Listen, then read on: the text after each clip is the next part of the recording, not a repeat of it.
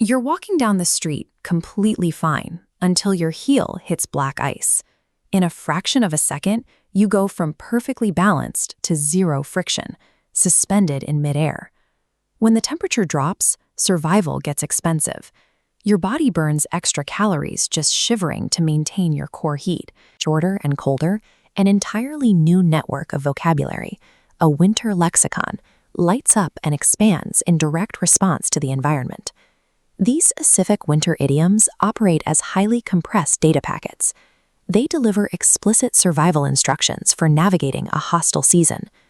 When the environment turns this harsh, our language adapts. We begin using new phrases as a way to navigate the physical and social friction that the cold brings. Long before the first heavy freeze sets in, a narrow window opens in late autumn. This is the preparation phase, where logic and foresight take priority over immediate comfort.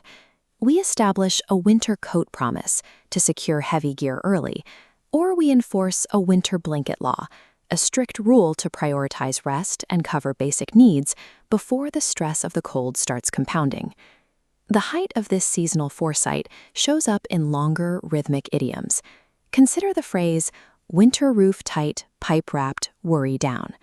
We can see the mechanics of this phrase in this diagram. The three-part rhythmic syntax provides a psychological checklist, with distinct brackets mapping directly to physical vulnerabilities, the roof, the plumbing, and the mental state of the people inside. And the template is entirely repeatable. Watch how it shifts from a house to a clock face. The exact same rhythm structures a new rule. Winter fire set early, work ends before dark. It automates the complex planning required to manage a shortened day. These linguistic prep phases act as psychological armor. They convert the overwhelming dread of an incoming freeze into a clear, actionable, step-by-step checklist. When the cold hits, nature asserts total control. A blinding whiteout blizzard immediately shuts down an entire city grid, forcefully halting standard human activity.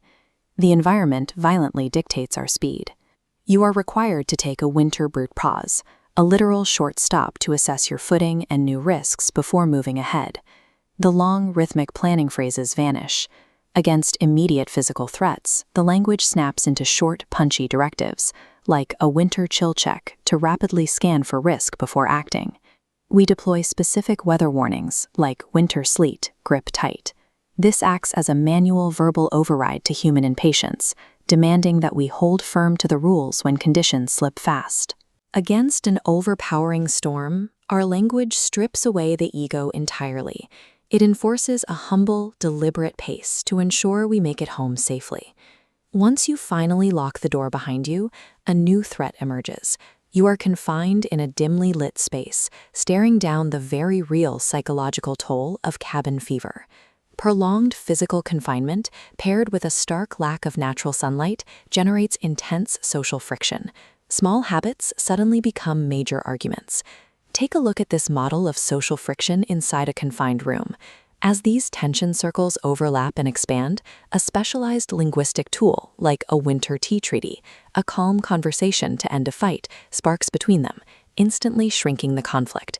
We also lean on a winter silence habit to simply hold our words back and keep the room steady.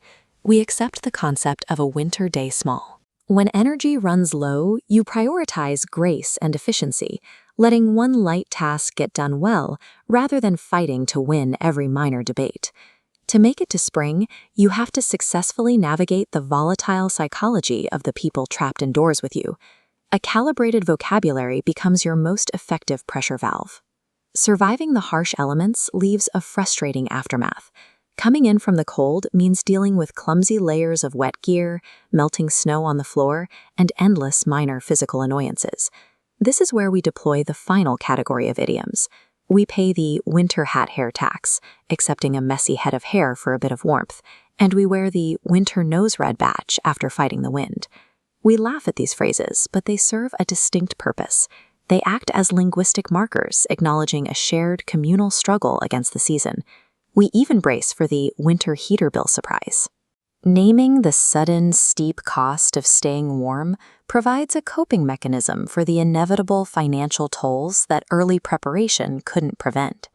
When physical caution and social diplomacy reach their absolute limits, shared humor steps in to help us process the daily, unavoidable friction of the cold. A plunging temperature forces a recalculation of how we live. The winter lexicon proves that a harsh environment re-engineers our words, shifting our focus toward basic needs, careful action, and collective resilience.